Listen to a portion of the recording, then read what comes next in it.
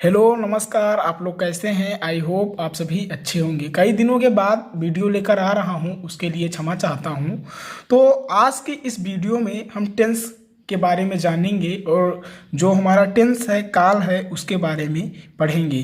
तो ये एक वीडियो सीरीज होगी जिसमें टेंस के बारे में विस्तार से पढ़ेंगे।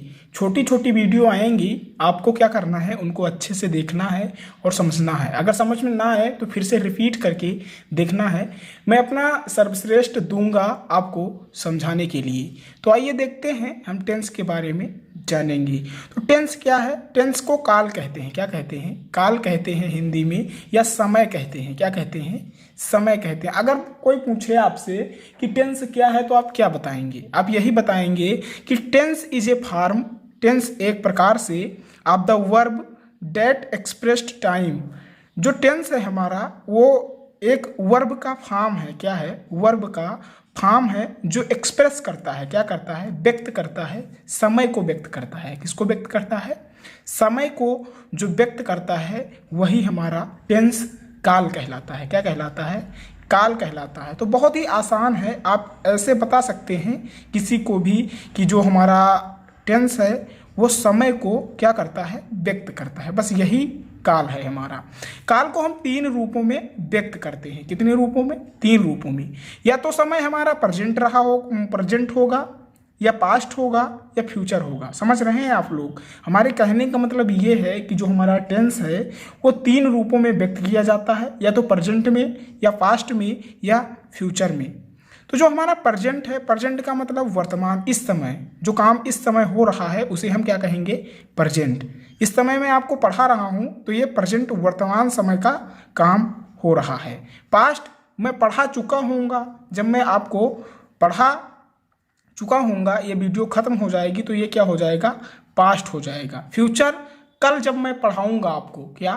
कल, आने वाले कल को जब मैं आपको पढ़ाऊंगा तो वो हमारा भविष्य हो जाएगा। इस प्रकार जो हमारा काल है उसको हम 3 रूपों में व्यक्त करते हैं: प्रेजेंट, पास्ट, फ्यूचर। प्रेजेंट को वर्तमान कहते हैं, पास्ट को भूतकाल कहते हैं या बीता हुआ समय कहते हैं, और फ्यूचर को भविष्य कहते हैं, आने वाला समय।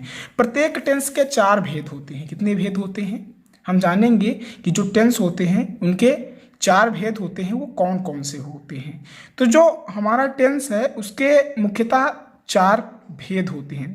पहले तो टेंस 3 प्रकार का होता है। जो समय है, काल है, वो 3 प्रकार का होगा। पहला तो प्रेजेंट होगा, पास्ट होगा, फ्यूचर होगा। उसके बाद जो ये टेंस हैं उनके 4 भेद होते हैं। मतलब जैसे प्रेजेंट टेंस है तो उनके 4 भेद हो गए: present indefinite, present continuous, present perfect, present perfect continuous. इस प्रकार से कितने हो गए? 4 भेद हो गए टेंस की। अगर हम पास्ट की बात करें तो पास्ट के भी 4 भेद हो जाएंगे। फ्यूचर की बात करें तो फ्यूचर के भी 4 भेद हो जाएंगे। इस प्रकार टोटल मिलाकर 12 प्रकार के टेंस होते हैं। अब हम बात करते हैं ये जो 4 भेद होते हैं वो कौन कौन से होते हैं। सबसे पहले इंडेफिनिट होता है, अनिश्चित होता है, मतलब जिसका कोई निश्चित नहीं है, होता है। कंटिन्यूअस की बात करें अगर हम, तो कंटिन्यूअस का मतलब है जारी है, काम हो रहा है। मैं इस समय पढ़ा रहा हूँ तो हमारा जो काम है वो जारी है। परफेक्ट, जब मैं पढ़ा चुका हूँगा तो ये कार्य जो है हमारा वो पूर्ण रूप से हो जाएगा, तो इसे हम परफेक्ट कहेंगे। और परफेक्ट कंटिन्यूअस जो है वो समय के साथ जारी है। मतलब इस समय, मतलब परफेक्ट कंटिन्यूअस टेंस है उसको हम क्या कहेंगे कि जो समय के साथ जारी है, मतलब एक निश्चित समय के साथ जारी हुआ, उसे हम क्या कहेंगे? परफेक्ट कंटिन्यूअस कहेंगे। तो हमने क्या सीखा? हमने सीखा कि टेंस जो है उसके 3 प्रकार होते हैं, उनको 3 रूपों में व्यक्त किया जाता है। पहला तो प्रेजेंट, पास्ट और फ्यूचर। ये 3 जो रूप हैं वो टेंस के हैं। उसके बाद हमने सीखा कि जो टेंस होते हैं उनके 4 भेद होते हैं। एक तो इंडेफिनिट होता है, कंटिन्यूअस होता है, और तीसरा जो है वो परफेक्ट होता है, और चौथा जो है परफेक्ट कंटिन्यूअस होता है। इस प्रकार हमने सीखा जो टेंस हैं उनके 12 भेद होते हैं। कितने भेद होते हैं? 12। 4 तो प्रेजेंट के, 4 पास्ट के और 4 फ्यूचर के। इस प्रकार 12 जो भेद हो गए हमारे वो टेंस के हो गए। तो कल की वीडियो में मैं प्रेजेंट इंडेफिनिट टेंस से शुरुआत करूंगा।